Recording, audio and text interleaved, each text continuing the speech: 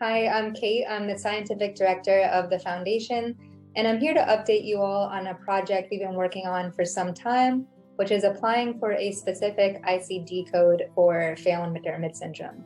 And I just want to give a little bit of background on what that is and why we're invested in it. So ICD stands for International Classification of Diseases, and an ICD code is essentially a code for a health condition that allows it to be tracked within health systems. Internationally, this is run by the World Health Organization, and in the US, this is coordinated by the Centers for Disease Control, or CDC. For rare diseases like Phelan-McDermid syndrome, they often don't have their own code.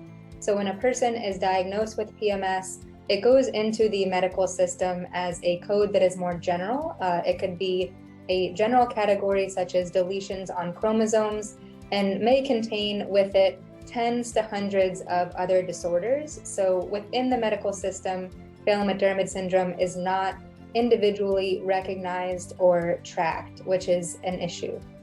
So there are a number of reasons why it's really, really important for us to have our own code. First and foremost is pharmaceutical interest.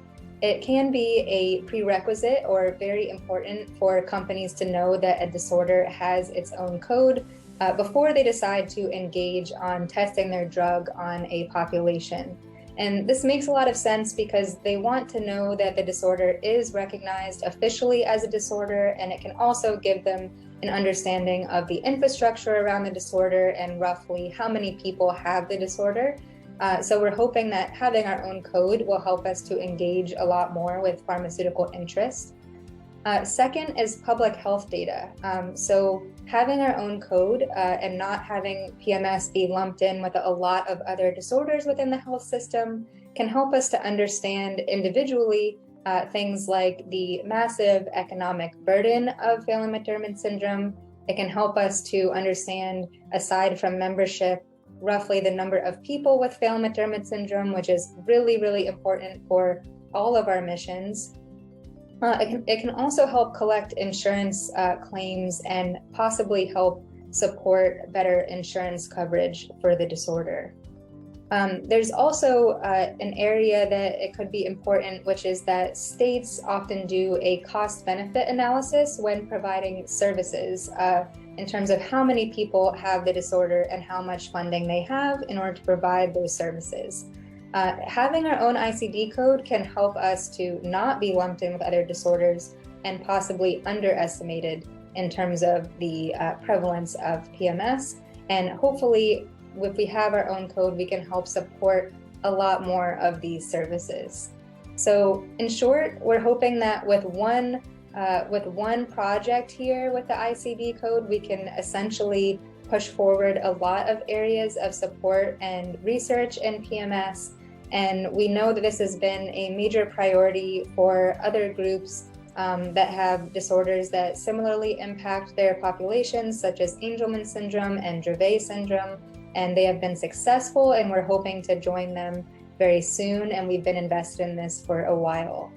So some of the first steps in getting an ICD code are to submit a letter to the CDC, basically explaining why the disorder deserves its own code. And this is a relatively technical medical document. So over the last few months, the Phelan-McDermid syndrome identified and has worked with a medical coding expert to write up this document. And this was submitted in early June. So we're thrilled to be moving forward on this. Some of the next steps will be to get letters of support from our clinical and scientific advisors, from partner groups and from pharmaceutical companies, arguing that Phelan-McDermid syndrome absolutely deserves its own code. And after that, a major step is to present to the CDC at a meeting, which typically occur twice a year, that we have to be invited to. And this occurs as a result of the application process. So we will, of course, keep you posted on this, and we really hope to present in the very next meeting, which is September of this year. Unfortunately, this is not a guarantee. We have heard from many other groups that this can be an uphill battle for rare disease and that it can take groups quite a while to hear back, and some are unsuccessful. So we are hoping for the best, and we are doing our best to make sure we're putting our best foot forward, and we will let you all know every step of the way how it's going. This is just one of several projects we're working on in science as part of our scientific roadmap, and we are planning to keep you all updated more frequently on these projects and provide a lot more information on our website and all of our ongoing scientific projects. So please stay tuned and have a great day.